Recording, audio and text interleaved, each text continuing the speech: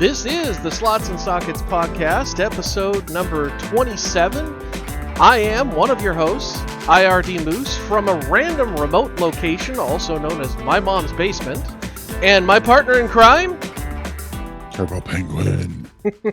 Happy Thanksgiving, Turbo. Same to you. Yeah, so we've got, we've been doing some digging this morning and found some interesting deals. I don't want to be too down on it, but kind of like we've been talking outside of the podcast, things just kind of seem to be meh Crappy. For Black Friday. Yeah.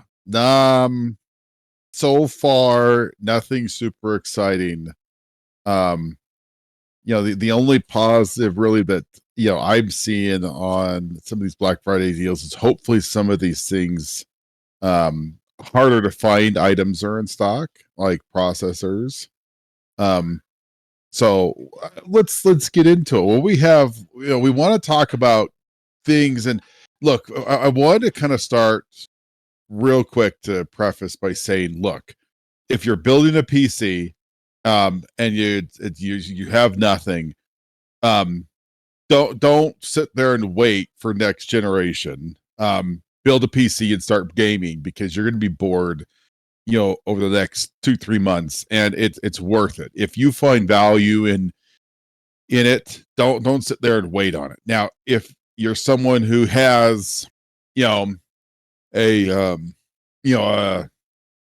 older gen, a 2060, a 2070, and it's long of the tooth, and you can play games and maybe have some inconvenience or not as fancy resolution or textures, some of these buying decisions, might be different as we look at where you are in your situation.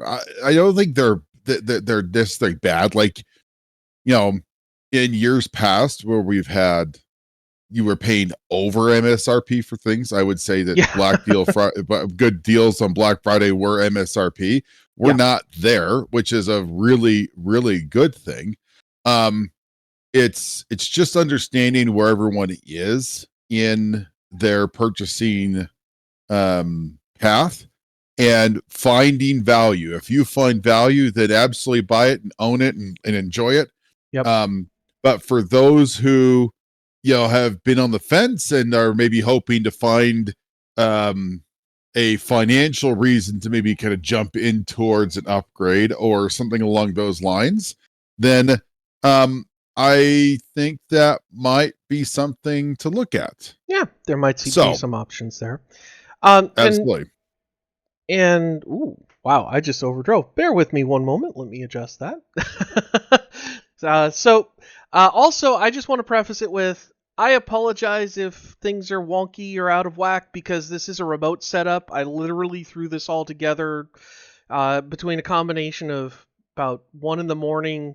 last night and just now. So things might not be quite as polished as we've been working towards on our main setup. So to kind of kick things off, we didn't really see any bad deals, but there were some deals that weren't, we're calling them bad, but I that may or may not there be are fair. better options for sure. I think that's the one thing we want to point out. Like that's where I think some of these, and the honest truth is that even like within, like we were looking at, like we saw a 4070 laptop, and I know we'll get there, but keep in mind that it wasn't that, any of these were bad deals, but there were better choices to be made with less coin out of your pocket. Yeah. And I think that's the focus that maybe we need to keep in mind. They're not saying they're bad products. Right. Priced wise, it doesn't make sense to spend an extra $200 if you don't have to. So let's look at, are we looking at bad stuff? What are we looking at first, Moose? We're going to start with the gaming laptops. So to start us off here, we've got the 15.6-inch Asus TUF gaming laptop coming in at $1,000 at Best Buy. It's got a nice little RTX 4070 and a 1 terabyte SSD. Before I had seen this from Turbo, I had actually picked an MSI laptop that was about $1,200 with very similar specs. So to Turbo's point, yeah, I mean, there's better deals out there if you go looking, and the one that I had found looked pretty decent. But the funny thing is, a lot of these deals don't seem to be coming from Amazon like they have in the past. And so we're gonna see kind of moving forward the deals are coming from a couple of different sources that maybe we haven't seen in the recent past. So up next, looks like we've got the HP Invictus Turbo. What do you think of that one? So, okay, so I pulled this one off. Now, I get that this is not a powerhouse of a machine, as far as gaming goes, but let's call it what it is. This is a good budget gaming laptop. This is probably comparable to a 3050, a 4050 in that range. And with a decent, AMD, Ryzen processor. Again, not amazing. It's a little, it's an older model. It's Phoenix, but that's still a very good gaming entry point here. Yeah. And at $429, I would argue that, the ability to get into something and start playing games on the go, is this better than, a Steam Deck? Is it better than it's a loaded question if it's really better. Yeah. But it has more use. I mean, with you can have more than just Steam on it, right? You can have Windows, you can have productivity apps. And so and from a form factor, it's nice to have something 15 inches, that's a little bit more utilitarian than a Steam Deck that you're all going to have in. And I think at that price point, I mean, heck, even at that point, keep in mind that this is cheaper than some of the Steam Decks. So yeah, and with the Ryzen 5 for the CPU, even though we're a little shy on the memory, that's something I believe we can upgrade in this model. And with the Ryzen 5 in there, that's going to be pretty decent for most of your productivity tasks too. So I would say, if we got somebody who's just getting into gaming, and maybe kind of a college student realm where you need a laptop that's going to be more focused on the productivity stuff but still have the capability, I think this would be a really good option to kind of get your foot in the door there. Absolutely. So, look, if this is something that's in your look, if you're trying to find a budget laptop that can play some games, this is it. Is this going to play with every setting set to max? No, it's not. You got to set the expectations for what it is. But will it play games? Yes. Will it be mobile? Yes. Will someone find some positive things in it? Sure. Yeah. It's not the best, but it's to be honest, I really think it's probably better than some of the 3050s and 4050s. And I really dislike those graphics cards, the RTX 3050 and 4050, because I really think those things are just, they're about as bargain basement as you can people who don't know what they're doing buy those, and they get something they're like, wait, this is garbage, and it's because it's sort of a garbage graphics card. Right. Uh-oh. Yeah, my camera broke. All right, so we just don't get a picture of it. All right, let's go to the next one then. It's all right. Good. So next one coming up, we have the Lenovo LOQ 15.6 inch. This was another one that you found. Yeah, I thought this one. It's got it's an upgraded version. Again, this is I have a Phoenix laptop paired with a 4060, and my laptop, my graphics is a little bit stronger, Oh, no, the graphics, the CPU. It is a great laptop. And at $699, at a price point, I really think that's a good price point to be at. Now the next one that I think you have queued up here, Moose, is the MSI version of this. Yes, the Cyborg 14. Yep. This one's a little bit stronger on the processor. At $749, I think that these are good. I think these are fair options. On both of these, I think you could easily find these on the used secondhand marketplace. I would expect something with a 4060 to be, realistically speaking, in the realm of about $5 to $550. So if pricing is super important, I think those are things to keep an eye out. If it's not there, you need it today, those are good options. But I would say that those are, that's a great laptop without having to break the bank, because as you go higher, as we saw before, you will spend a lot more money. I mean, going from a 4060 to a 4070 is going to cost you $250, $300 to go back to the 4070. And that's the loaded question is where's your budget there? But I think that those are good laptops. The other half, I would say, and we don't see a ton of these, the AMD laptops with like the 6800M, those are few and far between. In fact, I don't think there's anything new out there right now with those. Those would be secondhand only. Those are good laptops. I think gamers only look for RTX on laptops. The Radeon ones, you got to take a look to understand which graphics you're getting into it, so you don't get, because they have like the 680M, it isn't bad, but it's really just kind of a upgraded on board.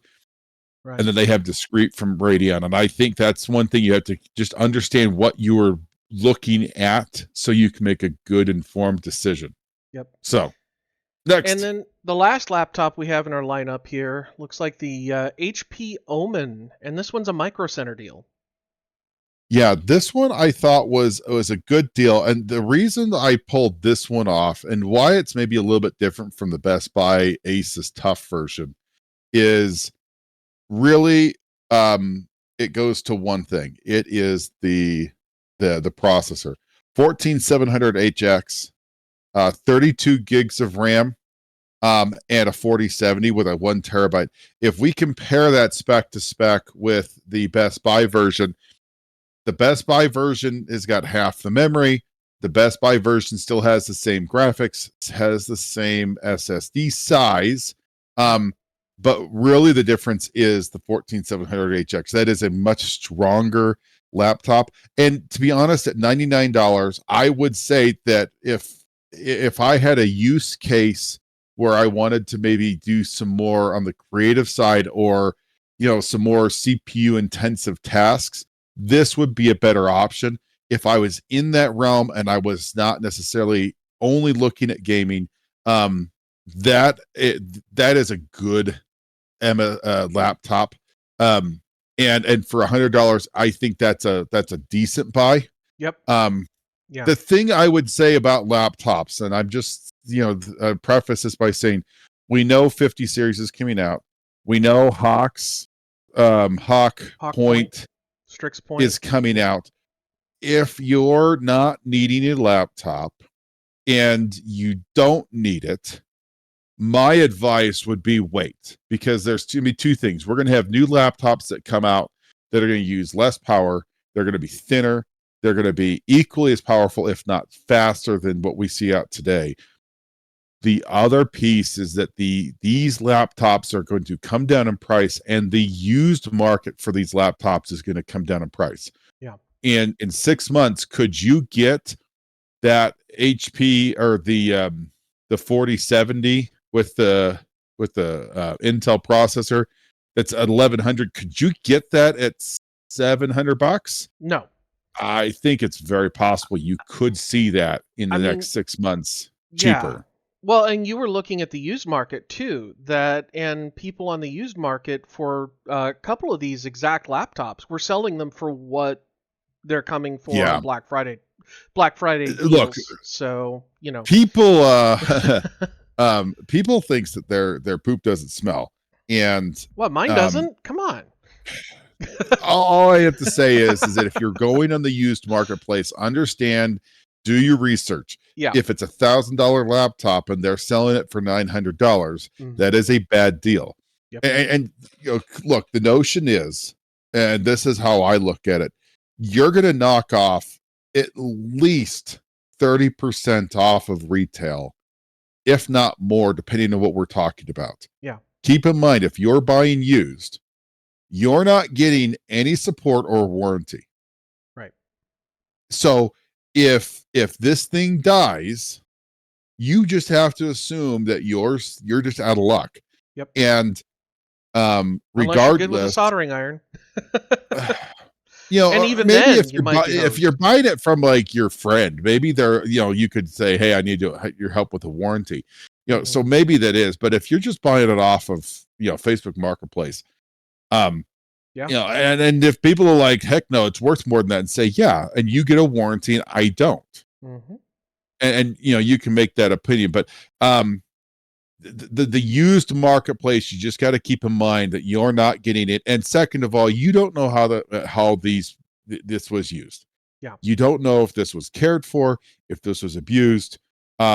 You have to think what's best for you, and that means you've got to financially make sure you're in a good deal, so that if things go sideways, you're not screwed. Yep, exactly. So, now, I think that's it for laptops. Yep, it is. And next up, we've got a couple of monitors. Well, one monitor and one TV. So starting off, that's not a monitor. Oh man! All right. Hey, let's talk about power supply. Let's talk about the power supply. I guess it's going to be a surprise what comes next, because the slideshow's messed up. Yeah. Really interesting on this one. This is a good deal only because it's SFX. Yep. Small form factor. If you're building an ITX board or you have a use case for this $120 actually is a fairly decent deal. These power supplies for higher usage have been going up.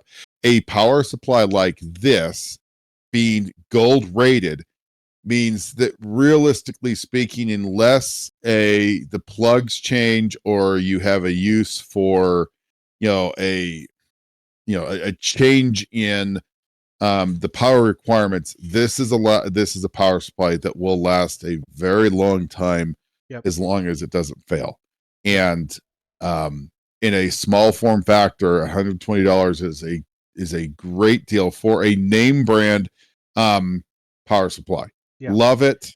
If I was building ITX, that would be a definite pickup.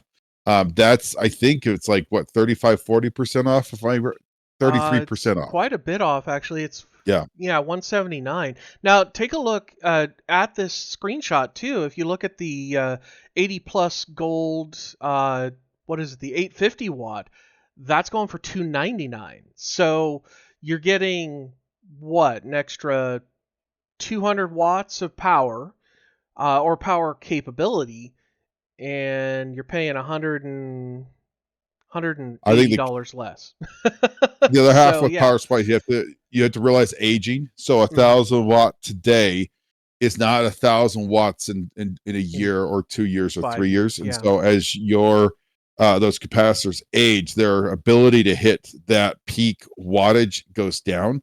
Right. So in 5 years, 1,000 watt rated might only mean 750. That doesn't mean that the power supply is bad. But if I'm starting with 800 and I'm going 3 years, now I'm to a point where I might be able to put out 600 or 550. And as your power requirements change, that may not be helpful. Right.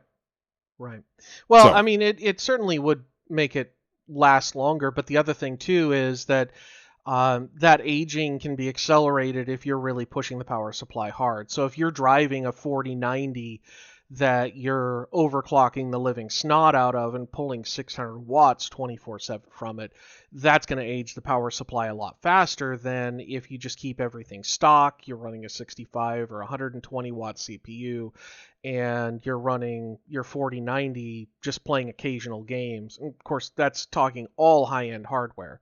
So, it gives you some room to grow, but it also gives you some potentially extra longevity. And I've had really good experience with Corsair's support as well on their power supplies. They actually, when I blew up an HX1000i, they upgraded me to an RM1000i. So, or actually, no, it was an HX1000. It wasn't even the IQ version. And in my desktop, I'm still running that power supply. It's gone through 3 or 4 different builds. And power supplies tend to be one of the longer lasting items, kind of like monitors, which we were supposed to talk about, but because a certain someone who shall remain nameless goofed up the slide deck, we're on components right now. The honest truth is that with power supplies, it's one of those things you just want to cheap in. Yeah. I know that there's a temptation to save money. Yep. This is a good way of saving money with a quality piece. Yeah. And for sure. You don't want to be playing around with power supply because this is how everything turns on. This is how everything runs long, and this is, you do want to get quality. Now, you can find deals, and this is a deal. Yep. This is a good deal. Can you find 1,000 watt, Chinese, no name from AliExpress? Sure. I'm not trusting that. I'm not putting it in mine. You want to put it in yours? Good luck. Is it going to be stable? Does it have overcurrent protection? Or I'm is not it like one of those Gigabyte 750 watts that if you hold it the wrong way, it'll explode in your hands? Yeah. That's the gamble you take. Because the other thing too is a higher quality power supply is going to deliver you more stable power as well. And so, if you can jump on a deal like this, even if you're building a full-size ATX chassis, you can put an SFX in it. That's what I did in my server. I have an SFX power supply in it just because I got a Corsair 850 on a deal, and I was able to make it fit. So moving on to something else I put into my server recently. We've got Western Digital Black 2TB SN850X. This is an absolute beast of a Gen 4 SSD. Now, granted, in my board, I don't have it in a slot that can take advantage of the Gen 4, so I only get about 3 gigabytes a second. But it legitimately will hit the rated 7,300 megabytes a second on a properly configured board. They run nice and cool. They really just, if you can drop $120 on it, or 125 to throw another 2 terabytes in your system, this is definitely a drive to go for. There are other comparable deals from other manufacturers out there, but this is one I actually have multiple instances of personal experience with because we're recording the podcast to one of these as well. And I paid more than 125, and I still felt like I got a good deal at 100, and I think I got my last one for 150. So, as far as this goes, the only thing I would point out is that this is like the second fastest SSD in the market on the Gen 4 side. The Samsung 990 Pro is faster. You're going to pay a premium for that. Although there are some deals, it's not as generous as this. I think I've seen the 990 Pro right around, I think, like 150 to 175. It's not a bad price. It is lower than it's been in the past. The Western Digital is a very good product. I still think it's great. The other thing I would say component wise, because I don't think we're going to get to them, is if you're not going for cream of the crop, there are some very good entry level and mid range SSDs, NVMEs, and specifically that you can get out there. I know the SK Hynix, I think it's the P41, which is the 4th gen, you can get on Amazon. And I know that is right around $100. And that is still a very fast, it is closer to the SN850X as far as performance goes. Right. And I believe that is now below $100 for a 2 terabyte. So and that is not a slouch. It's not a bad product. It's got good support. If you're, depending on where you're at, look around, there are some very good deals. Yep. Okay. And speaking of entry level at just an unbeatable price, which is next. If you've got a Micro Center next to you, this is the only place you can get it, unless you're in Germany, or I guess some places in Germany have this. The 7600X 3D. Now, this is an interesting product. This was quietly launched right after or about the same time the 9800X 3D came out. It was. So surprisingly, there's not a ton of there are some reviews. It's just not as wildly picked up as the 9800X 3D. This is a great gaming bundle. Motherboard, processor, RAM, sub $400. Yep. And you toss one of those SSDs in it, and it'll scream. Exactly. So you have that with the 2 terabyte SSD for $100, and then you go up and put it with really any graphics card, but like a 7800 XT or a 4060. This is a great way of getting a long-term 3D cache, 6-core part, 32 gigs. I mean, this is just it ticks every box. I mean, I was expecting, I thought originally this was only 16 gigs. And even then that's not a bad deal, but the 32 gigs really going to get you to the point. That's where I would say 1440p gaming really needs to be, is 32 gig. This is a great platform. There are faster things, but you're not going to find anything better at the price point. Now, I will say Micro Center did have some fairly attractive bundles on the Intel side that I was interesting, but I still think, like, for instance, the 12900K with a 32 gig is still $399. I would say with the lack of needing to have a lot of power, because the 12900K is going to use a lot of power. I still think the 7600X 3D is a better deal. Now, agreed. You can get the 12600KF from Micro Center at $259 with a 16 gig kit. That is even better of a price point. And to be honest, the 12600 KF, my gosh, these they gotta make. Are they going to come out with a KFC and sell chicken? I know. Where's KFC, right? I think Gamers Nexus made that joke a while back, but yeah, and even the 12th gen Intel CPUs do burn a little power, one of the deals we got here is for a power supply, 1,000 watts. You're not going to build a system off of one of these deals that's going to overrun that power supply.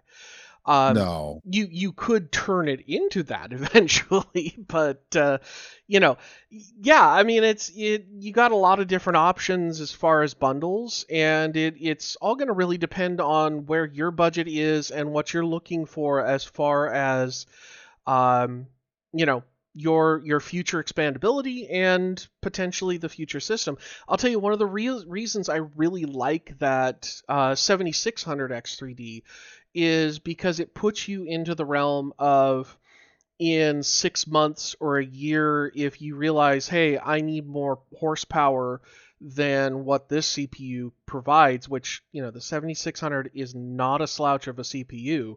Let's say you discover that you really enjoy streaming, then 6 months to a year down the line, you could literally drop in a 9950X 3D and have the cream of the crop ready to go with a system that's already pre-configured for it. So, that's the beauty of the Ryzen, right? I mean, that's like, if we look at those other deals, like the 12900K, that's the same price. That's the height. It's a Like dead you're not, end. 13th and 14th are on a different socket. Yep. So the performance you get is the performance you get, and there's no going higher. And that's the beauty right now with current gen AMD stuff is that we know Zen 6 is going to be on AM5, and there's questions about a Zen 6 Plus or maybe even a Zen 7, depending on if Intel can give them some real reason to have some competition. Yeah. What that looks like. But AM5 is not going to be a short-lived socket, and if we know anything from AM4, they're going to have 500 different SKU CPUs that you'll be able to put in an AM5 before Well, we're going to have even AM6 after AM6 comes yeah. out. I mean, goodness gracious. Exactly. We're going to have AM6 come out. The first generation We'll is going to have be like ended, 7 more, and we'll still get things. AM5 parts. Yeah. All right. So, all right, moving on. So to show off all that shiny hardware, you might need a new display. And Turbo and I are both fans of ultrawide. This is what we were supposed to get to earlier, but thanks to production incompetence, we've got the 45-inch OLED LED. Wow, words are hard. I think that's kind of my thing for each show.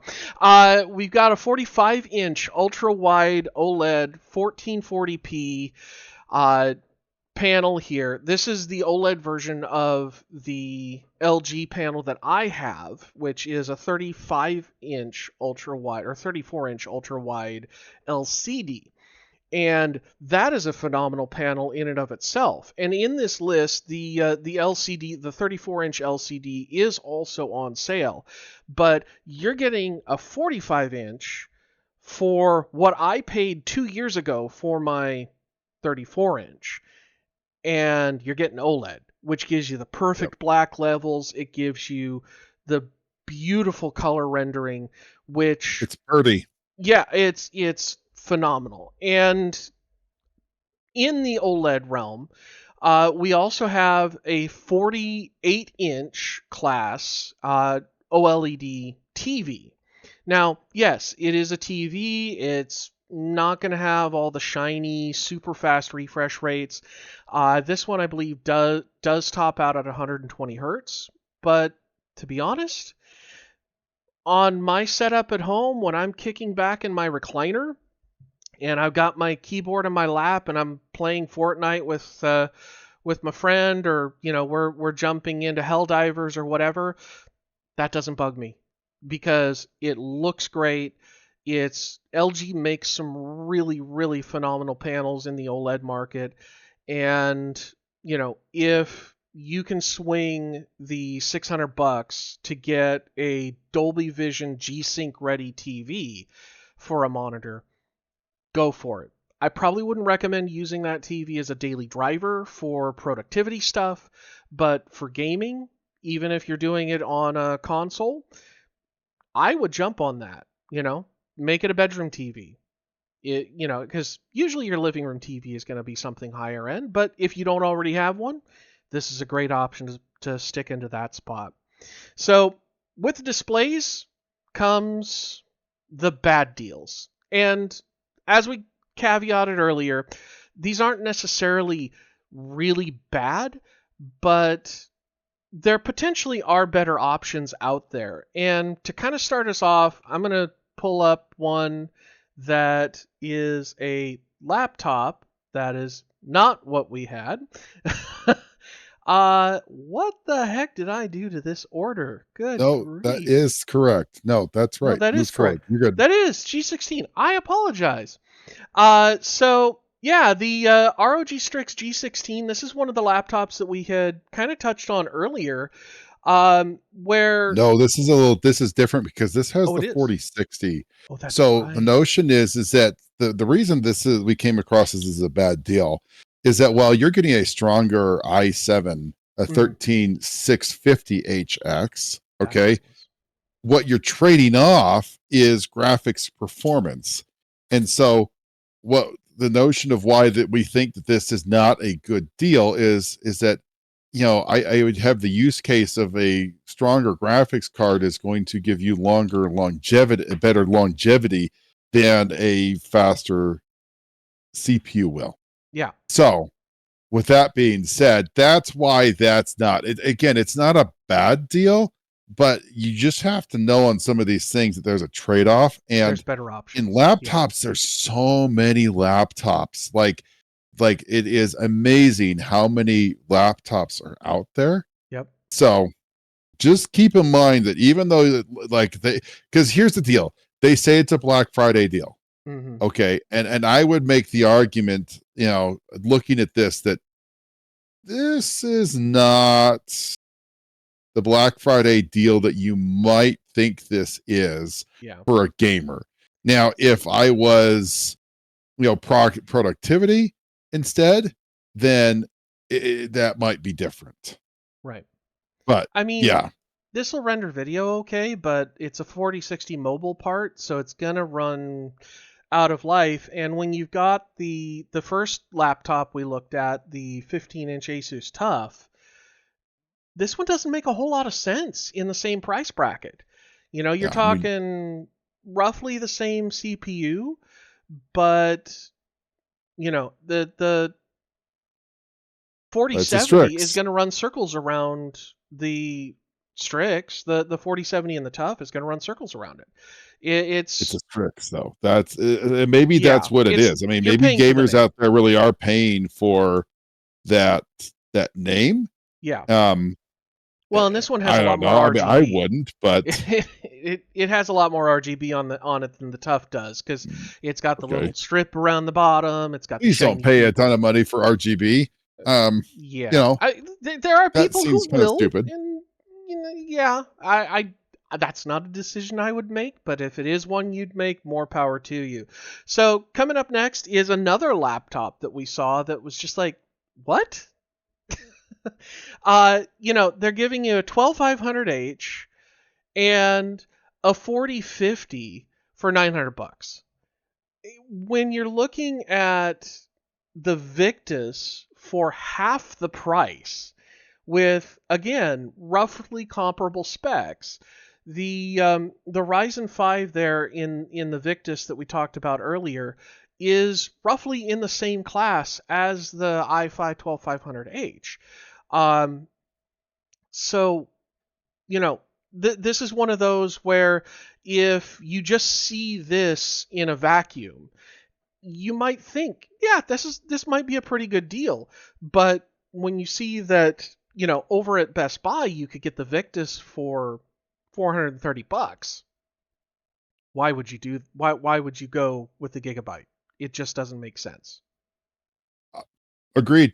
Which is why it made our list of. Look, the honest truth is, and I would say this, I would be very cautious about a use case scenario for anything with a RTX 3050 or 4050.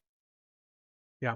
I think people have to be aware that this is not going to be something that's gaming, or let me rephrase that, light gaming. Yeah. It's going to struggle when you get out of low settings.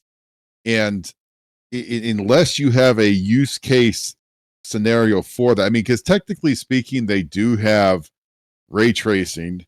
Yep. And they do have DLSS, which is the saving grace because you'll need it. You're going to be leaning on it hard. Yeah. Problem is that those are so underpowered that I think that you can find way better options. And this is one where, at $899, dude, I mean, the 4060s that we were looking at are way better than this. So anyways. Yeah.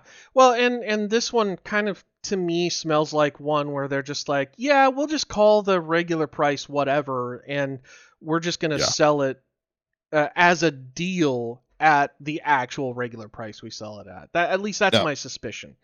Now, Moose, one thing real quick. Yeah. We've kind of gone through everything. Almost. We got one more. We do, but one thing that we have not brought up in any of our discussions, other than laptop for graphics, is graphics cards. And that brings us to our next one, because, guys, the deals that we see, the quote unquote deals, are not good. Now, granted, Yeah. somewhat, I'm sure the people at, Micro Centers where this one is, or Asus, are going to say this is a deal because this is the overclocked version of a 4070 Ti Super. Okay. The vanilla 4070 Ti Super, which is way too long of a name anyways, but besides that, is $799. Yeah. So what are you getting out of this? You're getting the overclocking for free that you can do for free. So you're just paying for the guaranteed that you can get to that. But it's my understanding that all of these overclocked cards will get there fairly simply. Yeah, I mean, stock cards will typically reach the overclocks that that people like Asus do. It's not like BFG where they would, necessarily specifically bin their parts back in the day and say, okay, we're going to get this frequency and you potentially could overclock it more, but on a normal card, on a non-overclock card, you might struggle to get there. And that, I think, is kind of where a lot of this overclock edition in the last, well, pretty much since EVGA and BFG both folded, I think it kind of went off the cliff after BFG folded. But the overclocked editions for the last 10 plus years have been okay. Yeah, I could do that with Afterburner. What am I paying for? And in the case of EVGA, a lot of time the old overclocked edition came with a better warranty, so you get the lifetime warranty rather than maybe a 3-year or a 5-year. And then, of course, closer to the end, it was, you get a 3-year and you could extend it out to 10 if you wanted to.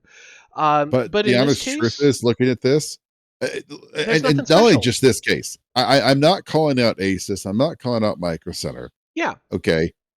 But guys, there are not good deals out there. No. No. No. Now, if you need a graphics card, I would do some searching and find something that meets a price point for you.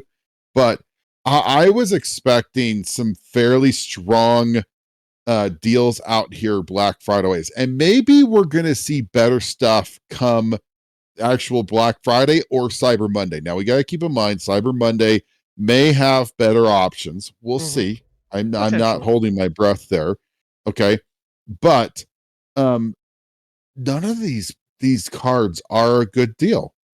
Now if you need a graphics card, then go buy a graphics card. Okay, find one that meets your budget. But if you're sitting on a 2070, I'd be honest, I would struggle with this, because if you struggled with a 2070 for the last 4 or 5 years, you can struggle another 3 or 4 months until you can get better pricing and more options. And that's what I'm getting at. And if you're building a brand new machine and you've got a GTX 480 that's in your old machine, I don't know what I would tell you to do. I mean, personally speaking, I would probably sit on that GTX 4080 and run some games, maybe not ideally for 2 months, because realistically speaking, we're expecting next gen laptop parts. We're expecting next gen desktop parts, both from AMD and NVIDIA. Intel is going to have something, but I don't expect it to be competitive with the high end or the mid. It might be mid range. We'll see what that looks like. Right. The other half on the laptop side is we got to keep in mind is that we're going to have really strong APUs that are coming. Now, loaded question is going to be, do you have the gumption or the ability to resist the devil in your head saying, go buy it, go buy it, go buy it? Look, I almost had that with the XTX recently. I know. You remember that Be conversation? Honest, right? I do.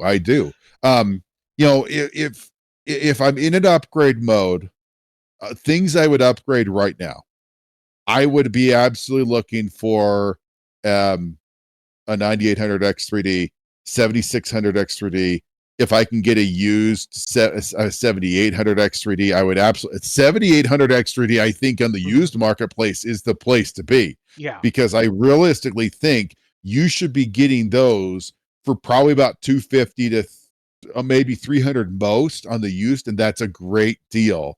Yep. Because it really is a good processor. The 98 is faster and better and less power. I get that. But if you can get the 7800X3D at a good price, that is a great platform to be in right now. Yeah. It gives you some really good options. SSDs, I think, are good to be in as far as upgrade options. Monitors right now, yes. Other components like power supplies, if you can find them at a good deal. But realistically speaking, I would specifically, unless I needed it, I would be absolutely avoiding graphics cards across the board. Yep. The other half, and this is why I'm surprised.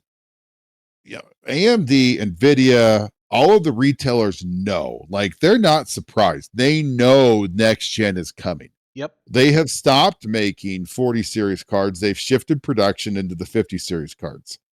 Okay. I would guess that AMD has done the same thing. They would be stupid for them not to have done it. We know that's what's going on. What I don't understand is how some of these retailers aren't cutting prices before the announcement of those to get the old stock moved, so you're not competing with last gen. Yeah. And especially on the AMD side, because where we expect to see that performance to slot in is going to be between the 7900 XT and the XTX. Mm-hmm. I do not understand why they think the going rate for an XTX is still over $800. You are going to get screwed when RDNA 4 comes out, because if it delivers to what we're expecting or hoping it will do, those 7900 XTX parts are going to be way over. I mean, if it comes out at $699, the XTX is going to have to be, in my opinion, for a buy, it has to be sub 500 almost. Yeah. I was going to say 450. It might be faster in rasterization. It has more VRAM, but hey, by the way, you're going to get next gen on ray tracing, and I'm going to guess, we're going to have FSR 4 that's going to run on that. That's not going to run well, or won't run on the 7 series and older. So I realistically think that I'm surprised, and maybe we'll see this after the first of the year as a bigger deal. I don't know. I've just been really surprised. So yeah, and well, good luck on hunting that for note, good deals. Yep, and on that bombshell with a little bit of a surprise, thank you all for watching. Remember to like and subscribe and do all that magic algorithmic goodness stuff down in the doobly-doo below. And thank you again for watching, and until next time, have fun storming the castle. With your turkey suit. Yes. Good night, Happy everybody. Thanksgiving, everybody. Goodbye. Happy Thanksgiving.